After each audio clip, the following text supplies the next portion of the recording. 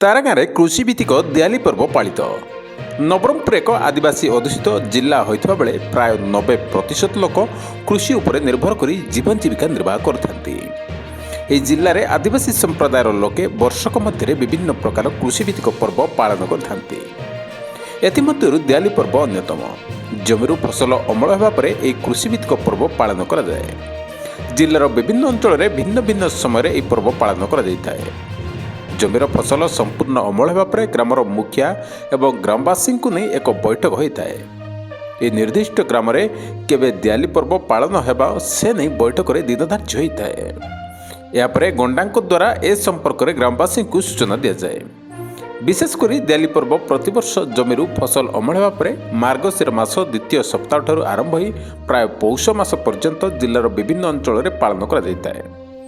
ଏହି ଅବସରରେ ଆଜି ନବରଙ୍ଗପୁର ଜିଲ୍ଲା ସଦର ବ୍ଲକ ଅନ୍ତର୍ଗତ ତାରାଗାଁଠାରେ ବହୁ ଆଡମ୍ବରରେ କୃଷିଭିତ୍ତିକ ଦିଆଲି ପର୍ବ ପାଳନ କରାଯାଇଛି। ହିନ୍ଦୁ ପରମ୍ପରା ଅନୁଯାୟୀ ଚାଷୀ ଅମଳ କରିଥିବା ପ୍ରଥମ ଫସଲ ଯଥା ଧାନ, ମାଣ୍ଡିଆ, ବିରି, କାନ୍ଦୁଲ, ଝୁଡ଼ଙ୍ଗ ଆଦିକୁ ଗୋମାତାଙ୍କୁ ପ୍ରଦାନ କରିଛନ୍ତି। ଏହି ଅବସରରେ ଗୋରୁଙ୍କ ଗୋଡ଼ ଧୋଇ ହଳଦୀ ଚନ୍ଦନ ଦେଇ ଏବଂ ଧୂପ ଦିବସ ବନ୍ଦାପନା କରାଯାଇଥିଲା। ଏହାପରେ ନୂଆ ଚାଉଳ, ବିରି, କାନ୍ଦୁଲ, ଝୁଡ଼ଙ୍ଗ ଆଦିରେ ଖେଚୁଡ଼ି ପ୍ରସ୍ତୁତ କରି ଗୋମାତାଙ୍କୁ ସମର୍ପଣ କରିବା ପରମ୍ପରା କେଉଁ ଅନାଦି କାଳରୁ ଚାଲି ଆସିଛି। ଦିଆଲି ପାଇଁ ତାରାଗାଁ ଗ୍ରାମ ଚଳଚଞ୍ଚଳ ହୋଇଉଠିଛି। ଚାରିଆଡ଼େ ଉତ୍ସାହର ମାହୋଲ ଦେଖିବାକୁ ମିଳିଛି।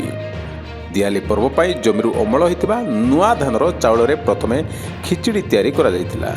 ସେହିପରି ବିଭିନ୍ନ ରକମର ପିଠା ତିଆରି କରାଯାଇଥିଲା। ସେହିପରି କ୍ଷୀର ତିଆରି କରି ସେଥିରେ ପ୍ରସ୍ତୁତ ହୋଇଥିବା ବିଭିନ୍ନ ପିଠା ପକାଇ ଗାଈ ଗୋରୁଙ୍କୁ ଖାଇବା ପାଇଁ ଦିଆଯାଇଥିଲା ଏବଂ ଗୋରୁଙ୍କ ସହିତ ଅଇଁଠା ଖିଚୁଡ଼ିକୁ ଭୋଗ ଭାବରେ ପରିବାର ଲୋକେ ଖାଇଥିଲେ। ବିଶେଷ କରି ଗାଈ ଚରାଉଥିବା ଗୌଡ଼ମାନେ ପ୍ରାୟ 3ରୁ 4 ଦିନ ଧରି ଗାଈ ଚରାଇବାକୁ ବିରତି ନେଇ ନାଚ ଗୀତରେ ମସଗୁଲ ହୋଇଥାନ୍ତି।